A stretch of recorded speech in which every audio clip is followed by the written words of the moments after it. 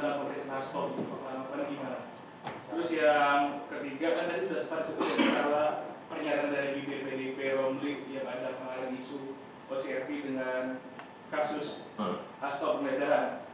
Terus yang ingin saya tanyakan itu aja dulu. Oke. Yang pertama, pernyataan itu dari saudari Agustiani Tio bahwa dia akan dia akan hadir hari Rabu.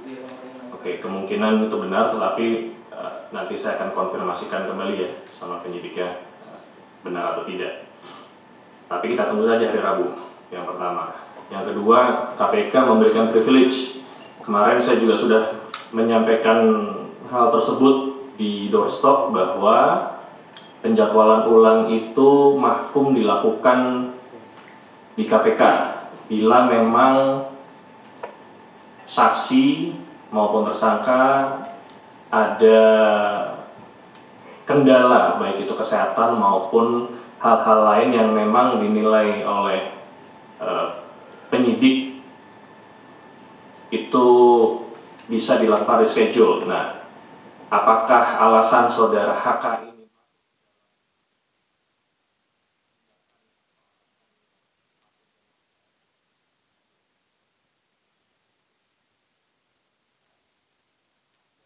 kesempatan pemanggilan atau reschedule kepada saudara HK?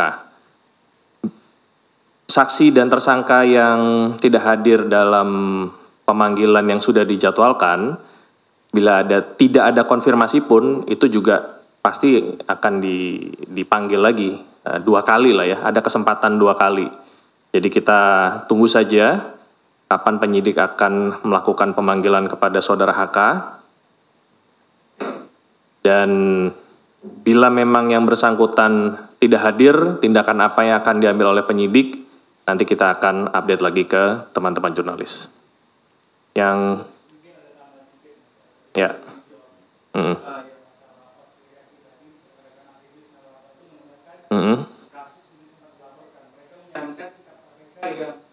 hanya menunggu laporan masyarakat terkait kasus yang dilaporkan oleh dan mereka kasus yang sempat dilaporkan. Ya, untuk kasusnya itu soal gratifikasi Kaisang dan si Gibran di PPSN tahun 2020 Gibran dilaporkan itu kasus kedua itu masalah fasilitas gratifikasi bagian yang sempat heboh kemarin. Oke.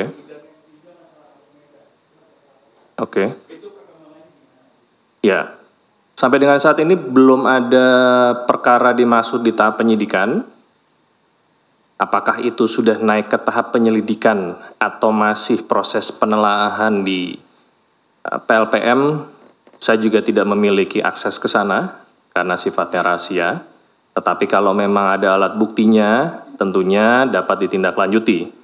Ya, tidak semua hal atau tindakan penelaahan di tingkat pelaporan maupun penyelidikan bisa dibuka ke publik. Karena sifatnya juga ada yang sifatnya tertutup. Pada saat itu sudah dinaikkan ke tahap penyidikan, berdasarkan kebijakan saat ini, semua perkara akan disampaikan ke masyarakat ya. Jadi penetapan tersangka itu akan langsung dilakukan rilis. Jadi kita tunggu saja kalau seandainya memang proses tersebut ada, nanti kita akan sampaikan. Tetapi yang jelas belum ada perkara dimaksud di tahap penyidikan sampai dengan saat ini. Ya, itu pertanyaan yang sudah sering disampaikan. Untuk menentukan kasus apa yang bisa ditangani KPK, ada kriterianya. Ya, teman-teman bisa melihat di undang-undang ya. Kriterianya yang pertama kerugian negara minimal 1 miliar. Yang kedua pegawai negeri atau penyelenggara negara. Kalau dulu ada mendapat perhatian publik, tapi kalau sekarang sudah tidak ada lagi. Jadi 2 hal tersebut. Nah, apakah perkara yang dilaporkan itu masuk kriteria KPK atau tidak. Itu bisa dilihat. Jadi tidak semua perkara bisa ditangani oleh KPK, itu yang pertama. Yang kedua, apakah alat buktinya sudah cukup atau tidak? Tidak semua perkara yang menurut setiap orang ada tindakannya bisa ditindaklanjuti.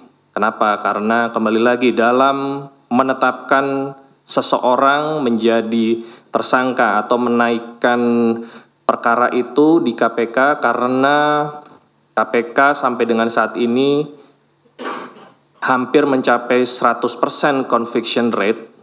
Kita betul-betul prudent dalam hal keyakinan bahwa orang tersebut diduga keras melakukan tindak pidana yang dituduhkan dan memang alat buktinya benar-benar firm. Ya, jadi kenapa seperti itu? Ya karena rezim terdahulu tidak mengizinkan KPK untuk melakukan SP3, sehingga harus hati-hati dan prudent dalam menetapkan seseorang menjadi tersangka. Demikian.